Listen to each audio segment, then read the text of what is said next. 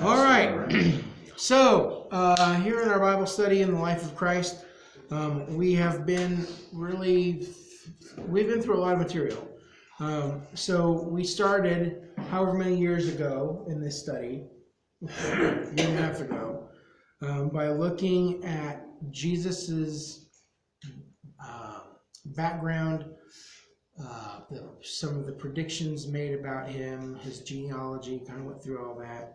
And then we went to his birth. We've been through his very limited younger years, and then we're in probably the end of the second year, beginning of the third year of his ministry, which would be the last year.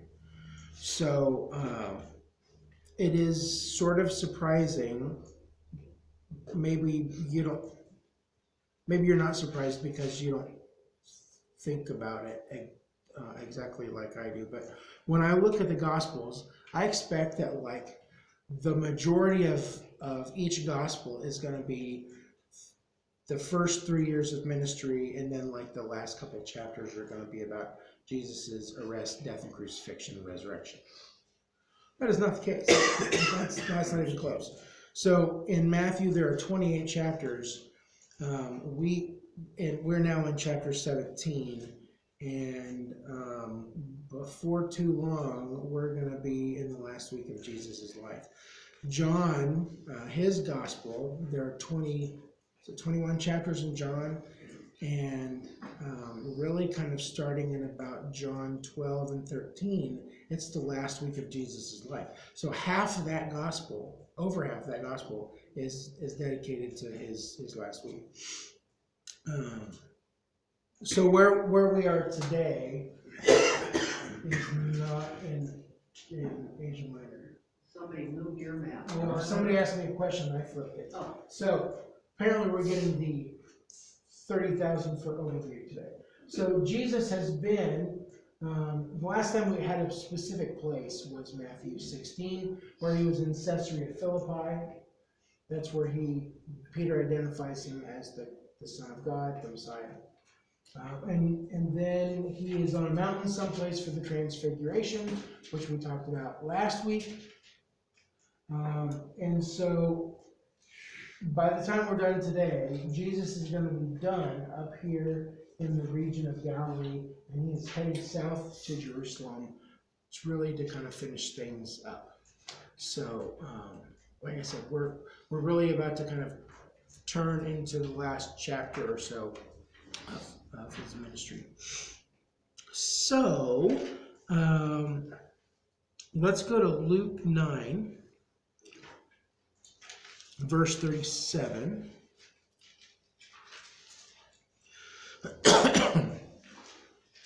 Right after the Transfiguration, all of the Gospels, all three of the Synoptic Gospels, Matthew, Mark, and Luke, follow the Transfiguration up with this encounter with a father and a demon-possessed child who's been suffering. So Luke 9, 37 is where Luke starts. His account is pretty short and to the point.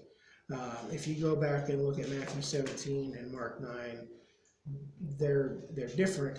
Matthew's is kind of short. Mark's is a lot longer. But let's look at what Luke says here. The next day, when they came down from the mountain, a large crowd met him. A man in the crowd called out, "Teacher, I beg you to look at my son, for he is my only child. A spirit seizes him and he suddenly screams. It throws him into convulsions so that he foams at the mouth. It scarcely ever leaves him and is destroying him. I begged your disciples to drive it out, but they could not." Jesus replied, "You unbelieving and perverse generation, how long shall I stay with you and put up with you? Bring your son here." Even while the boy was coming, the demon threw him to the ground in a convulsion, but Jesus rebuked the impure spirit, healed the boy, and gave him back to his father, and they were all amazed at the greatness of God. That's pretty quick. Very quick display of Jesus's authority and his identity. Um, the evil spirits know who Jesus is. They are bound to carry out his will. They have to yield to him, and they always do. Jesus has power over everything on earth, even other spiritual powers. That seems to kind of keep in the flow of the theme from the top of the mountain. This is my son. Listen to him. Well, here we see even demons do. um,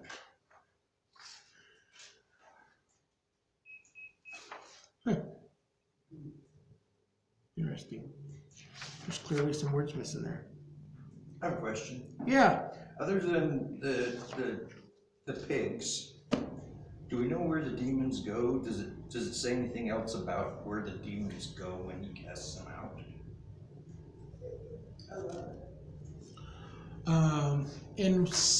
I can't give you the reference, but there is another instance. So I should repeat the question for anybody who wants to listen to it later. So the question is, once Jesus sends a demon out, where do they go?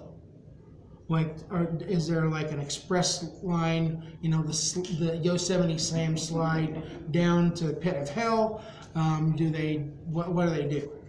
One of the stories that Jesus tells, not really a story, he tells people that if an evil spirit leaves a person's heart and mind, he leaves them alone, that the spirit just sort of wanders around looking for the next host. That's probably the best word. The next host where it can take up residence. And sometimes, if like in this case, Jesus prohibits it from coming back to this boy. But sometimes, if that's not prohibited, that the evil spirit might take a few laps, circle the runway, and call some of his friends to come along, and all of them, 5 or 6 or 7 or 8 or 1,000 of them will then invade that same space. I do not believe that they're automatically sent back to whatever their origin or home base would be. I think they are. Well, Peter says that the devil roams around like a roaring lion looking for someone to devour. I would assume that the evil spirits are sort of like that too, just, looking for the next spot. Would they be from Satan? Well, they would be with Satan. He doesn't have the power to create them. And he's he's not everywhere because he's not omni anything. But he can only be in one place at a time. But I don't know where that is. Cartoons say that he's in hell now. The Bible tells us that he's on the earth, that he's the controlling power in the earth at the moment because he's been given power. And he's roaming around.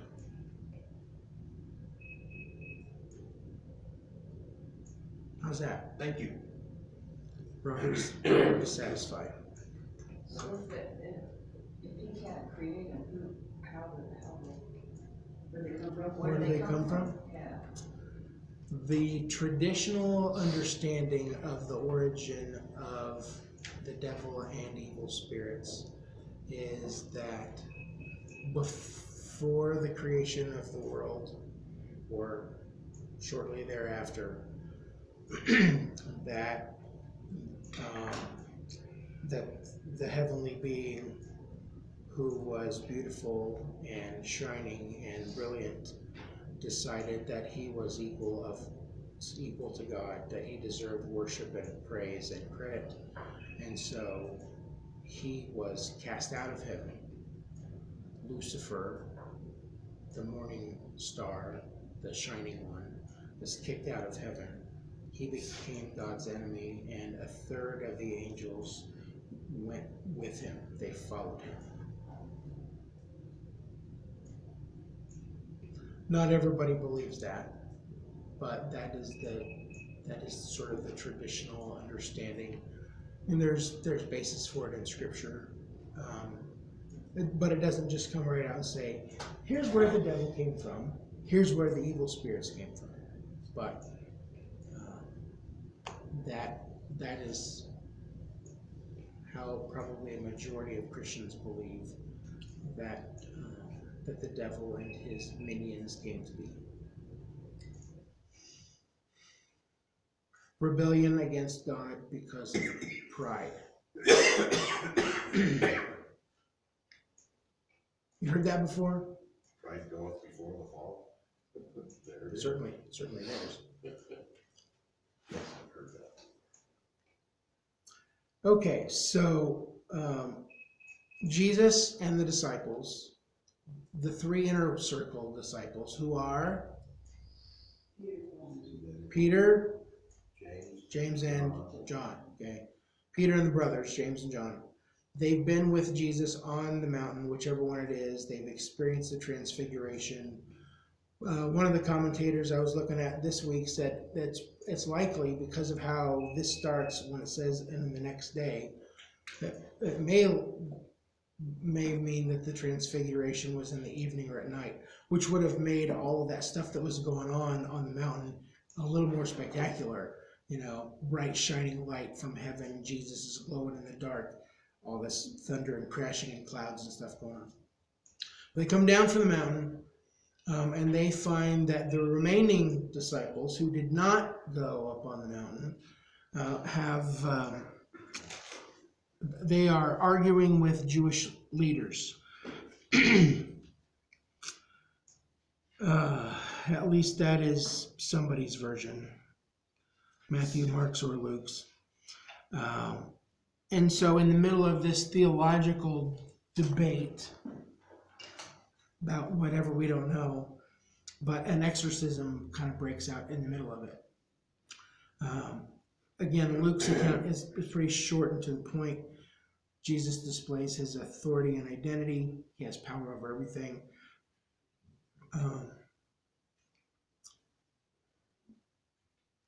And then there is a crowd.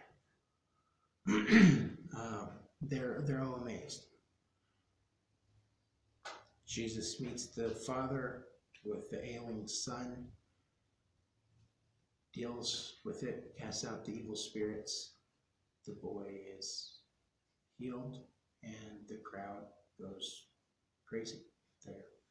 They marvel at the greatness of God, sort of, I don't know, singing, praising God for what they've experienced. But when you look at Matthew and Mark's parallel accounts, in the same spot in the story, they have it right after the Transfiguration as well. Matthew's version is shorter. Mark's is the version that we're probably most familiar with because it's because of the exchange between Jesus and the boy's father. So go back to Mark 9, verse 21.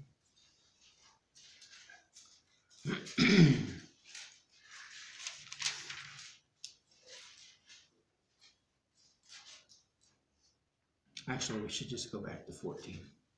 When they came to the other disciples, they saw a large crowd around them, and the teachers of the law arguing with them. As soon as all the people saw Jesus, they were overwhelmed with wonder and ran to greet him. "What are you arguing with them about?" he asked. The man in the crowd answered, "Teacher, I brought you my son who is possessed by a spirit that has robbed him of speech. Whenever it seizes him, it throws him on the ground. He foams at the mouth, gnashes his teeth, and becomes rigid. I asked your disciples to drive out the spirit, but they could not." "You unbelieving generation," Jesus replied. "How long shall I put up with you? Or how long shall I stay with you? How long shall I put up with you? Bring the boy to me." So they brought him. When the spirit saw Jesus, it immediately threw the boy into a convulsion. He fell to the ground and rolled around, foaming at the mouth. Jesus asked the boy's father, "How long has he been like this?" "From childhood," he answered. "It has often thrown him into fire or water to kill him.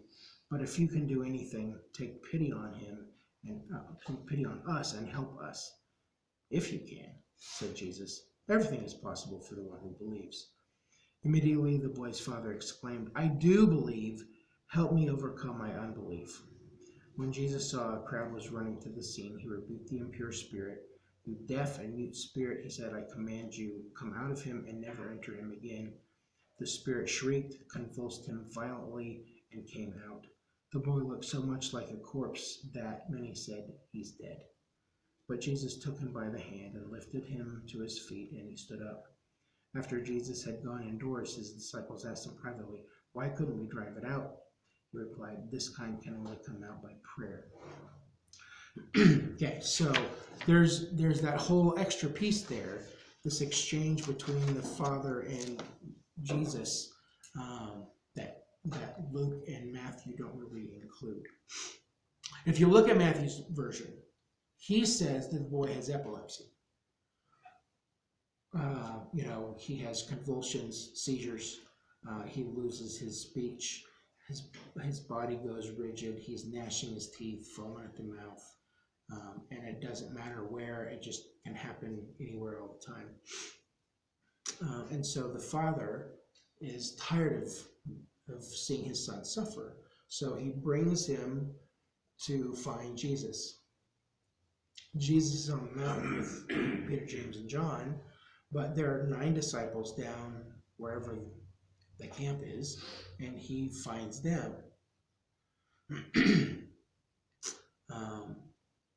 Hey, disciples, heal my son, cast out the evil spirit, and they try, and they can't do it. And so everybody's sort of waiting around until Jesus shows up again. And when he does arrive, now there's this little bit of an exchange between him and the disciples, like, why are you arguing with those guys? What's going on? Before the Father comes up. And we can see that Jesus is fairly frustrated at the disciples. What is it that he calls them? A faithless, wicked, unbelieving generation. I don't think that Jesus is necessarily looking at the crowd of people who are there when he makes that. I believe, again, in my movie, Jesus locks eyes with his disciples who are got their toe in the dirt and hanging their heads to say, you got no faith. What is wrong with you all? How long am I going to have to put up with this? That seems kind of clear that maybe particularly on this day, Jesus is really very weary of not just the lack of belief in who he is by the crowds of people, but by the lack of faith that he finds in the people who have been with him for the last at least couple of years. All 12 disciples. I mean, they've gone with him from place to place. They have experienced all kinds of miracles. They have seen Jesus calm natural phenomenon. They've seen him create things from nothing. They have seen paralyzed walk and deaf hear and blind see and skin restored. They have seen the dead raised. And he has given them the same kind of power. We'll come back to that in a minute. But here they are doing something that they should have been able to do, and they couldn't make it happen. You wicked, faithless, unbelieving generation. How much longer I gotta do this? How many times we gotta go over the same material? I sort of imagine that there is some eye rolling and a look up at heaven like, please, this is got to stop.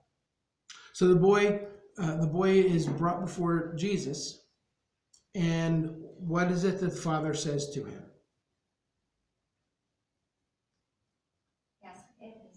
if you are able to do something to help, please take pity on us. Please have compassion on us. That's that same Greek verb that we've seen a lot of times with Jesus, where his heart goes out to people. He's filled with compassion. He feels it in his guts. This is what that dad is asking for. I'm asking you. I am Sarah McLaughlin on the TV with a starving puppy in my hands. I'm asking you to have pity on me right now. I'm asking your heart to move. Do something, please. That's the look. If you can do something. Now, I don't know how many sermons I've heard about this exchange.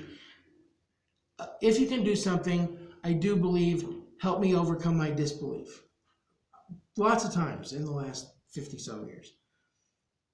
But I guess I hadn't really considered until now why that's like the logical thing for him to say.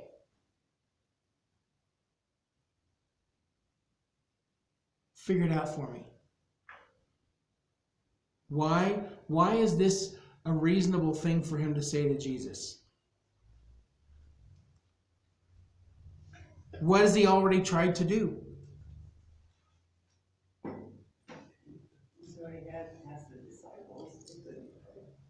He's already asked the disciples of Jesus, who have been with Jesus, who have traveled around before and taught Jesus' lessons and done some miracles on their own. He's brought his son to the disciples and said, heal my boy. So he obviously believed they could. At least by what he knew about them. Yeah. He does have some faith. And probably more than lots of other people. Okay, now it's starting to make sense. Okay, so he comes to Jesus after his closest followers have failed and says, well, if you could do anything, would you help us? That kind of eases up my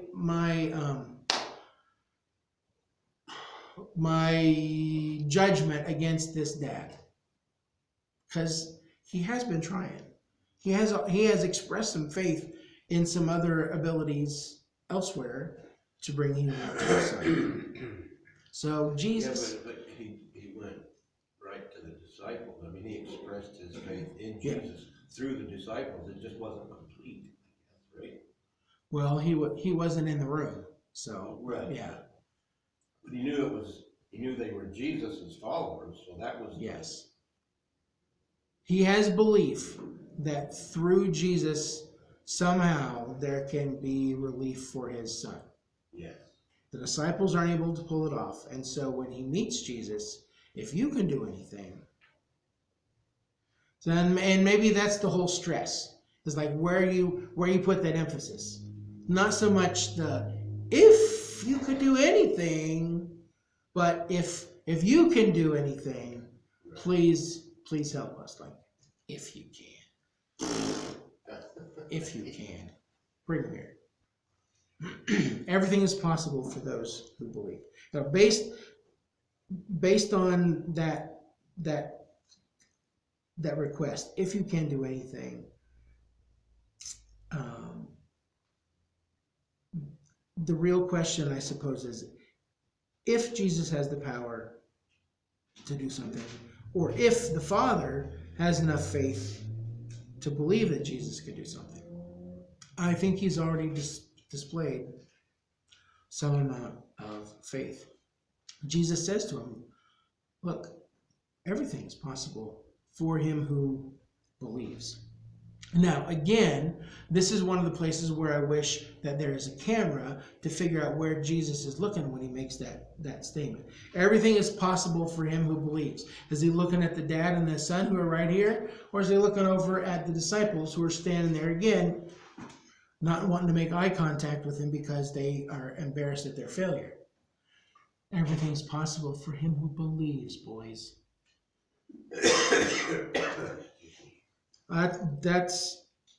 That's how I would see that. There is definitely a connection. Jesus makes a connection between faith and healing. Whether faith is a condition for healing or faith is the active force in the accomplishment of the healing, the two really cannot be separated. Everything is possible for those who believe. And so the Father says, I believe, I do, I really do believe, but help me overcome my unbelief. And again, I've heard lots of preachers kind of wail on this. I really believe, but help me get over what I don't. He does have faith, but he also recognizes that he has got some doubts. Now, I don't know about you, but I may have been in that situation a time or two, where I do believe that God can do something, or could do something, or might do something, but there is still some part of me that is kind of skeptical. Well, that's kind of human, isn't it? I think that's probably sort of the point. We need him. And we'd have doubts for lots of different reasons. Like, I really believe that God is all powerful and he's compassionate and he has mercy, but I'm really not so much. Why would he bother taking care of my little piddly thing when the world is, falling apart? Well, why would he condescend to do something for me? Is God really that interested in me? Can I really expect his help? There's all sorts of doubts. I believe. Help me overcome my unbelief. So clearly from all three Gospels, here's kind of the scene. The disciples are over here. They've been arguing with Jewish leaders. So there is some size of a crowd there. Wherever Jesus happens to be talking to this father, that's going on here. But more people start to head this way when they hear Jesus and the fact that there is a young boy who is having convulsions and foaming at the mouth right there on the ground. Like, usually a crowd gathers for something like that. And as Jesus sees this bigger crowd heading this way, he very quickly brings the situation to an end. He rebukes the spirit. It's a deaf and mute spirit. Come out of him. Don't ever go back into this boy again. And when he does that, there are some loud shrieks. The word is for inarticulate cries, just sort of loud noises. And just like that, the boy is released. He's, I'm assuming, still on the ground. Now, with the demon gone, the convulsions have stopped, all of his movement has stopped, the grinding of his teeth has stopped. And so, like, for the first time in his life, this boy is at peace. And I would imagine probably exhausted. And so he's just laying there still, like nobody has ever seen him in his life. And the crowd says, "Oh, they killed him. He's dead." But Jesus grabs a hold of the boy's hand, sort of pulls him up, picks him up, helps him up, probably with eyes rolling again. "He's dead. You've killed him." Helps him up, and the boy stood on the ground, opens his eyes, I'm assuming hugging his father. It's a great day, amazing thing. The boy is healed, the father is happy. Everything kind of breaks up. But then the disciples have a question. When they're alone with Jesus, they ask, "So why couldn't we drive that evil spirit out?" Now remember what we already have learned about the disciples and what Jesus called them to do. Back in Mark chapter 3, verses 14 and 15, it says, He appointed 12 that they might be with him, and that he might send them out to preach and have authority to drive out demons. Those 6 chapters ago. And then, after that happened, he sent them out in pairs to teach and to preach and to perform miracles in his name. Mark 3, 14, 15. Yeah, they did that. So they were called to do that, and they have been given authority and are sent by Jesus to do that. That's in Matthew 10. Heal the sick, raise the dead, cleanse those who have leprosy, drive out demons. Freely you have received, freely give. So the disciples have had this experience. They were called to do it, and then they were commissioned and sent out to do it, and they did it. So now this one is a tricky one. When this one presents to the disciples, they can't do anything about it. And what's his answer? This kind only comes out with prayer. Okay, I think that is a very interesting answer. Jesus emphasizes prayer as the key to the successful exorcism of this evil spirit. And in doing that, I think he points out to the disciples the power of God that is available in prayer. And it would probably suggest that the disciples maybe have begun to believe a little too much in the disciples and not nearly enough on God.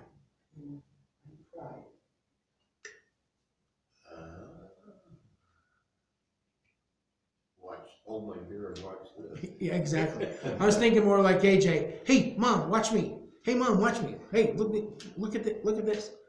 Yeah, and that seems to fit with everything we know about them and with human nature. Yeah. That you get a little bit of success and start thinking, look at that. I'm all out of that. I can do stuff. I do have power. This is way cool.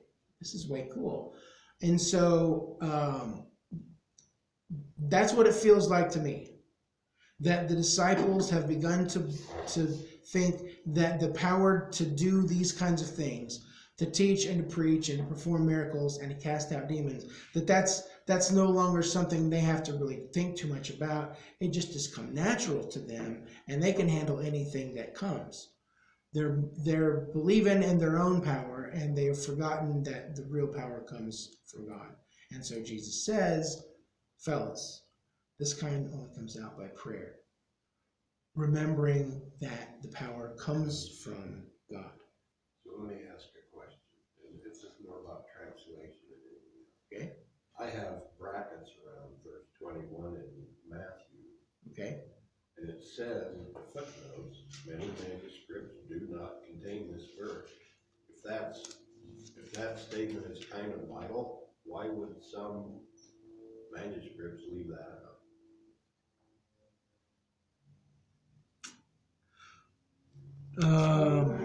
It would probably, some scholars would probably believe that was added later to sort of make a point.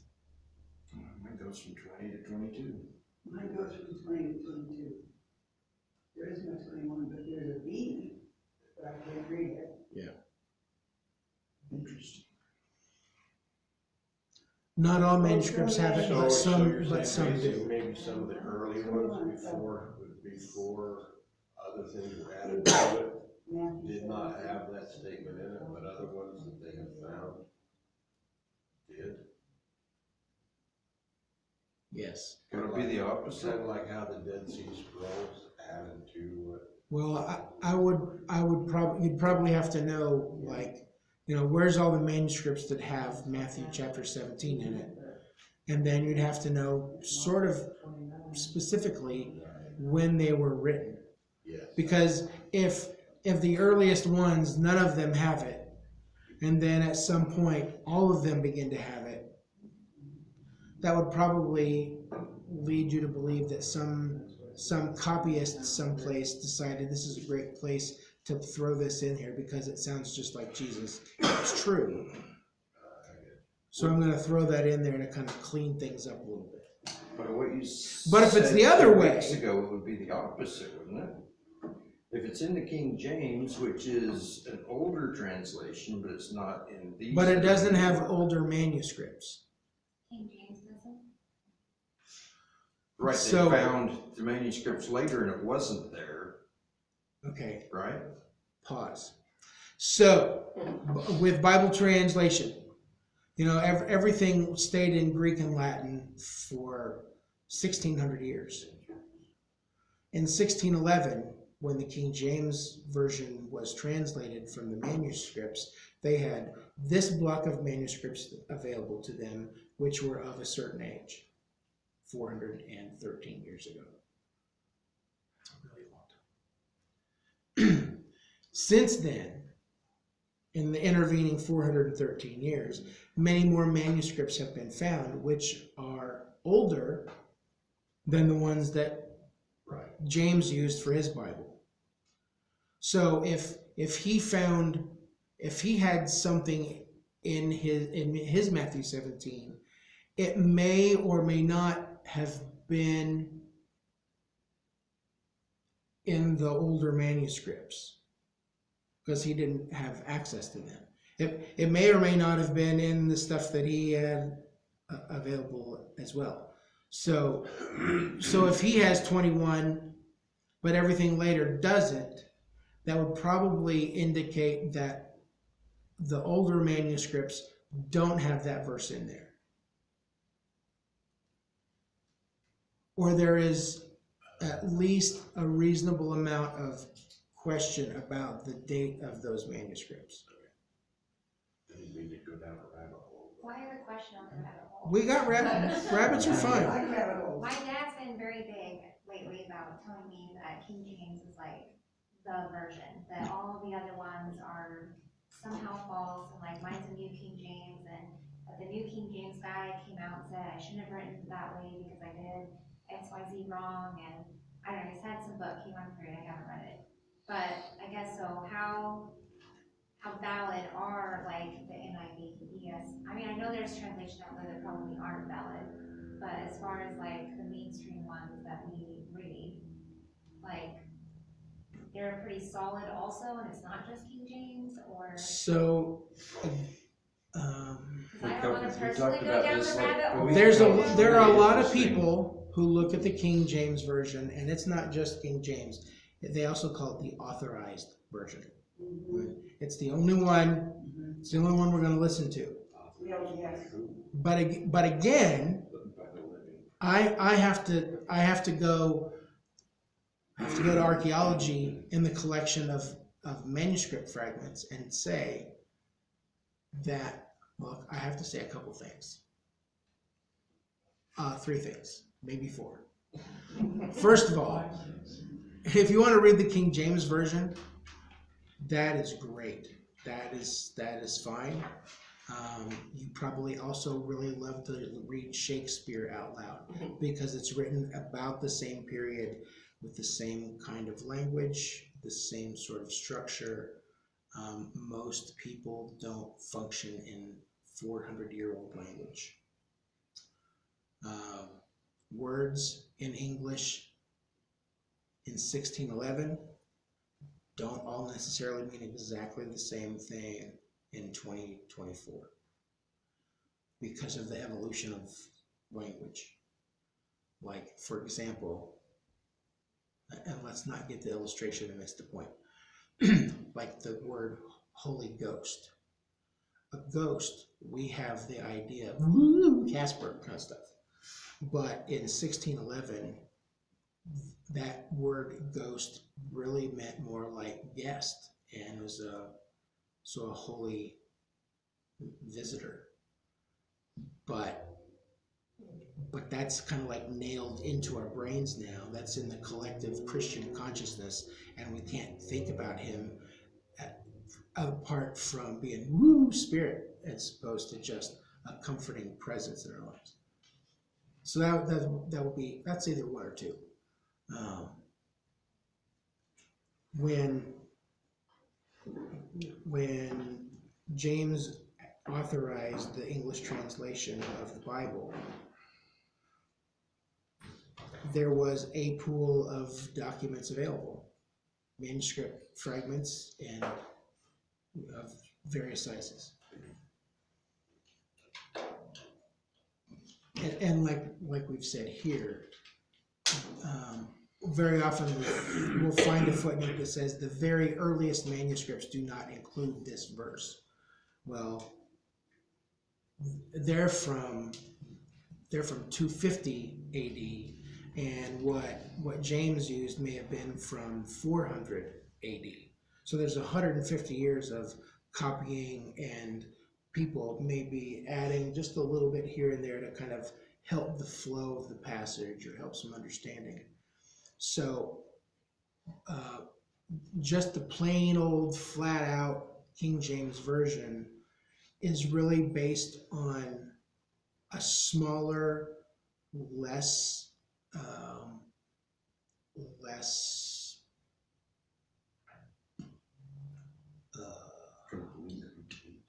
supported body of documents.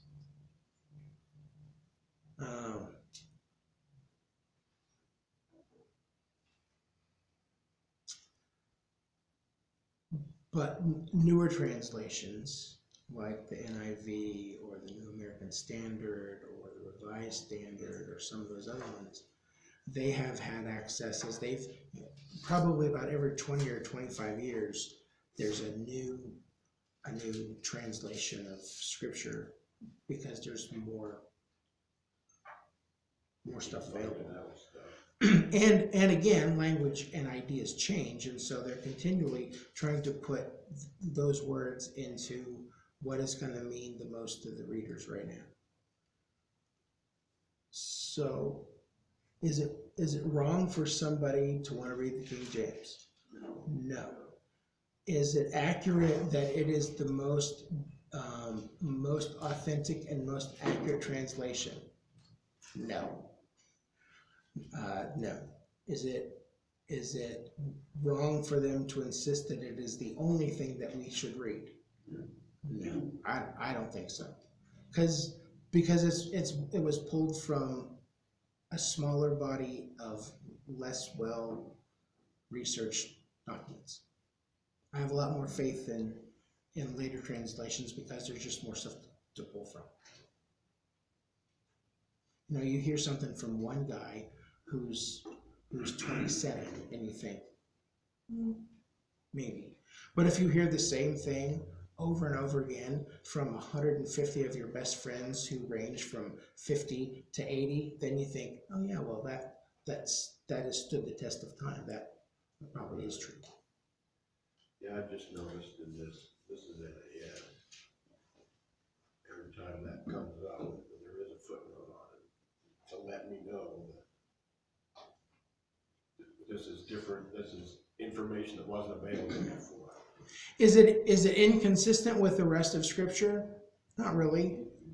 Because often when we see Jesus is about to perform a miracle, he put his hands on people, look up to heaven, and it's clear that there's some kind of praying to God going on.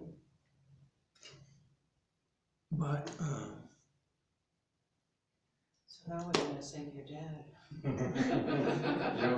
Nothing. In front of all my Nothing. Bibles, there's usually an explanation of how Oh, yeah. this was translated. Oh, mine too, yeah.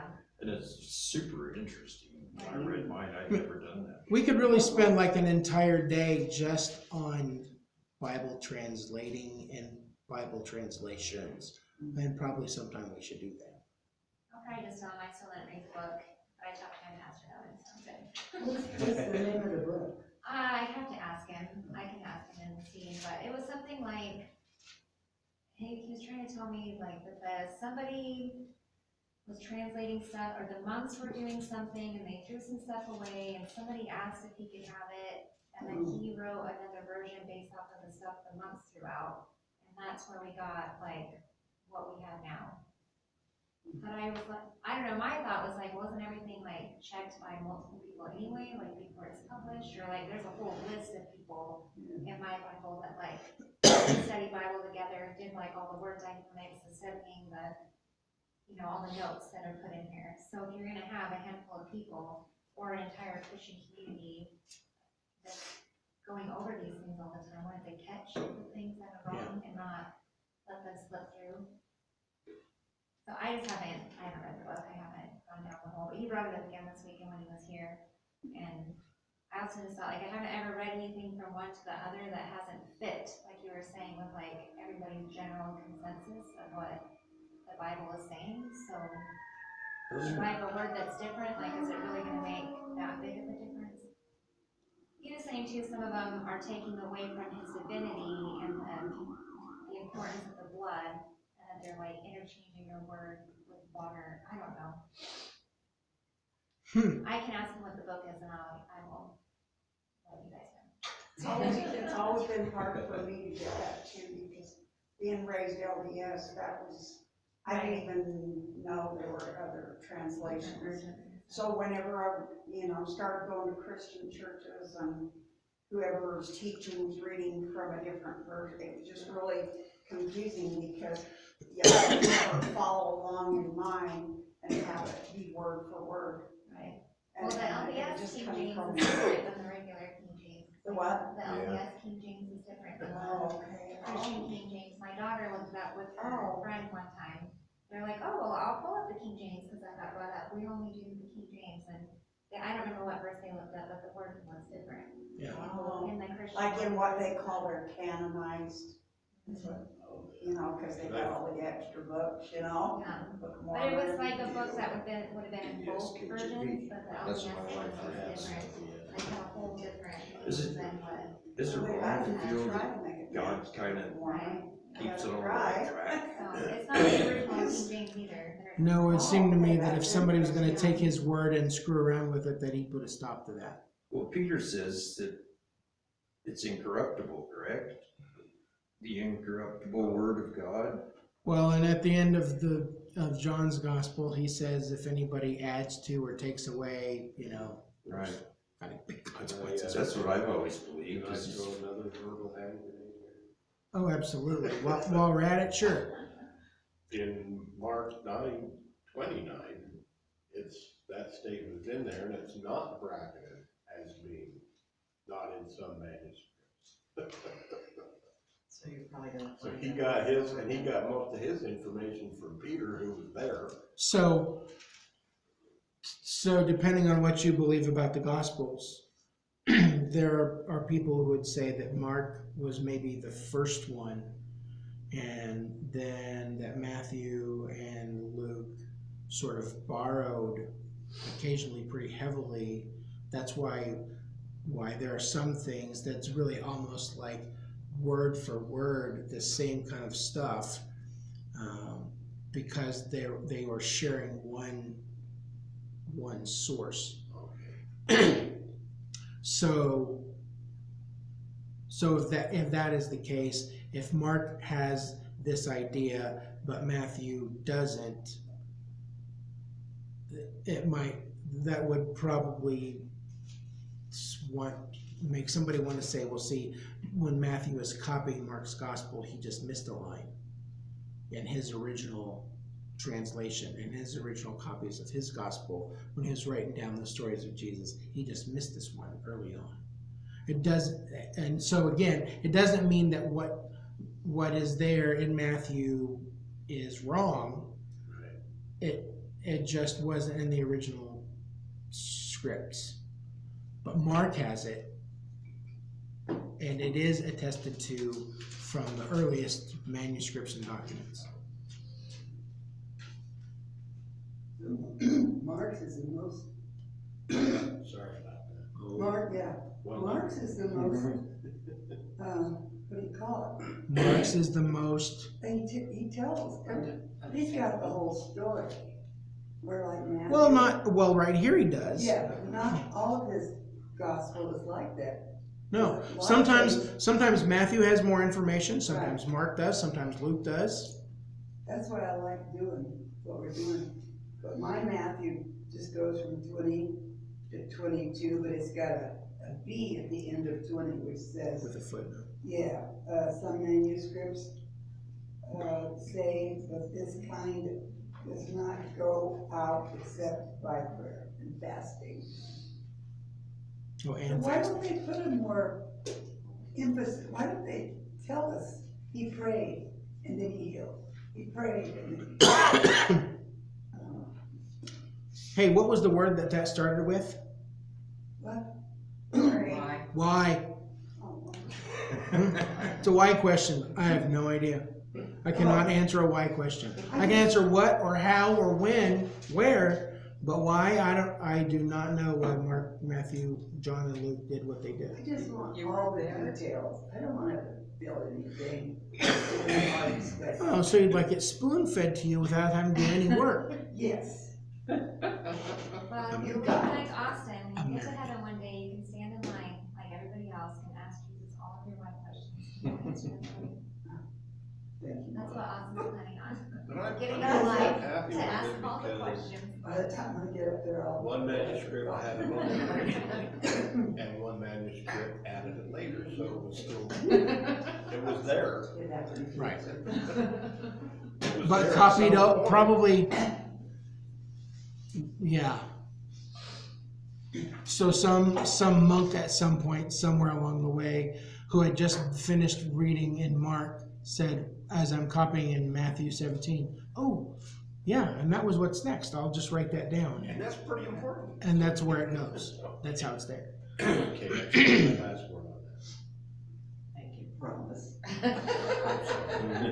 Good, Carol. Okay, so to kind of pull us back around to wherever we were,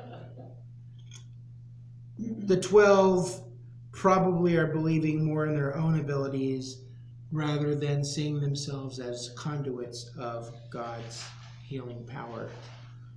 And their lack of faith in God seems pretty consistent with an increase of faith in themselves. So boys, this kind of only comes out by prayer and fasting. All right. Right on that. schedule. Be careful that you don't think it's you. Yes. You are just a tool. Exactly. You are just a tool to be used. I've been told that numerous Yes. times. All right. So after this display of God's divine or Jesus' divine power, he again discusses his future in all three Gospels. It's the same. Let me find one of them. They left that place and passed through Galilee. Jesus did not want anyone to know where they were because he was teaching his disciples. This is Mark. He said to them, the Son of Man is going to be delivered into the hands of men. They will kill him, and after 3 days he will rise. But they did not understand what he meant and were afraid to ask him about it. Luke has a similar thing. He starts out, while everyone was marveling at all that Jesus did, he said to his disciples, listen carefully to what I'm about to say. Okay, Matthew, Where are you in the book? Luke, that's Luke 9. 43 and a half. Yeah, yes.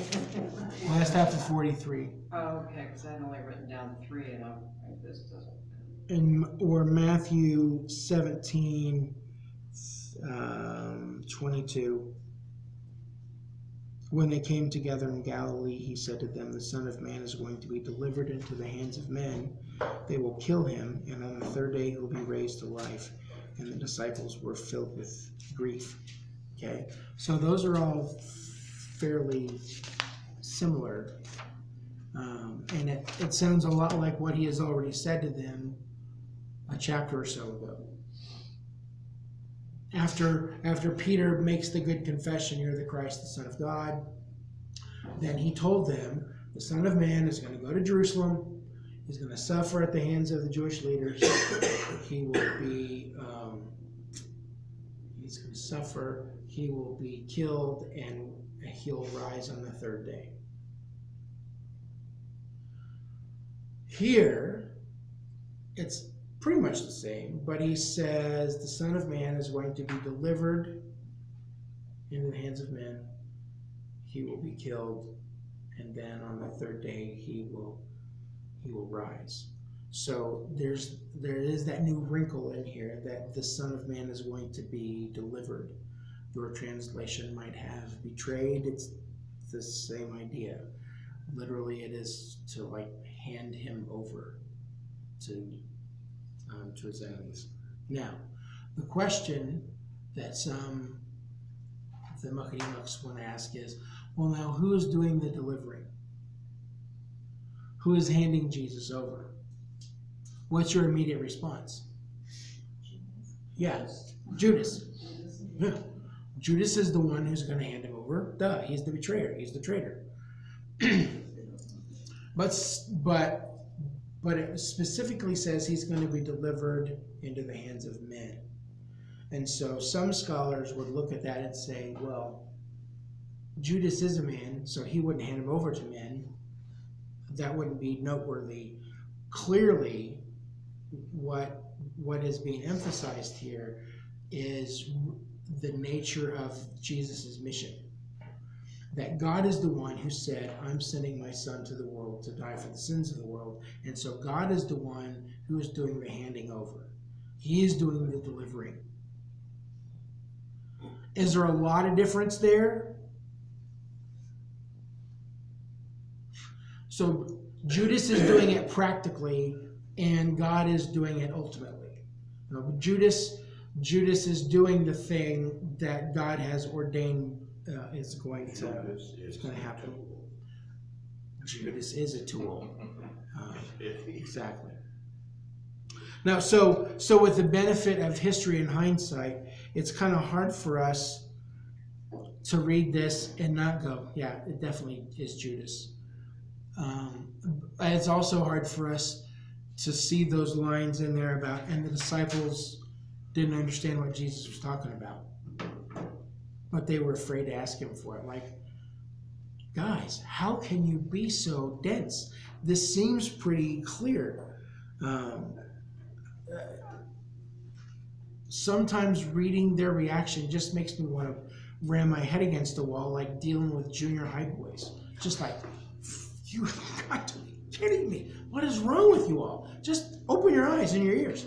But one of the gospel accounts says that it was hidden from them. Luke says it was hidden from them. It was covered up. The truth of it was concealed. They heard the words, but God did not allow them to fully understand it. Why? Why, Robert? All we can do is speculate. It wasn't a serious question. It was just Right. It was just why. Okay, here would be my best speculative answer. Because Jesus knows the disciples. He knows how they react. And if they hear that he's going to be killed in a matter of months, maybe even weeks, they're going to do something to keep that from happening. Or they'll try. That makes sense. I mean, the crowds have already tried to make Jesus king by force. They tried to pick him up and run him in to sit on the throne. And he just kind of dissolved into the crowd somehow. He knows how people work. If they would have understood fully what was ahead in Jerusalem, absolutely, at least dumb old Peter would have done something ridiculous to keep it from happening. He even said, that's not going to happen. Get behind me, Satan. We covered that. Get behind me, Satan, and don't push. Get behind me. What you're laying out in front of me is a great idea, and I love it, but it is not God's plan. I have to do what God has laid out for me to do. So I'm gonna make sure that however he does it, that their minds were cloudy on this whole thing. Matthew does, I think it's Matthew says that they were full of grief. Yeah, Matthew 17. When they heard it, it made them really sad, but they didn't really get it. And maybe they'd been in trouble enough for lack of faith. They didn't also want to be in trouble for lack of understanding. So they just kept it to themselves. Okay. There's a lesson for Robert right I think what we're going to do is stop right there. We're going to be ready for Matthew 17:24 the next time we get together. That would also be Mark 9:33. What? Say it again, please. Mark 9:33. And Luke needs a little bit to catch up. So, How about Matthew? Matthew 17. Oh, where's the one? Okay. So we'll, when we get together, they will have gone to Capernaum, back to sort of like the ministry base, before Jesus and the disciples head south for, I would hate to say for the last time, but it looks like it will be the last time. So, there we are.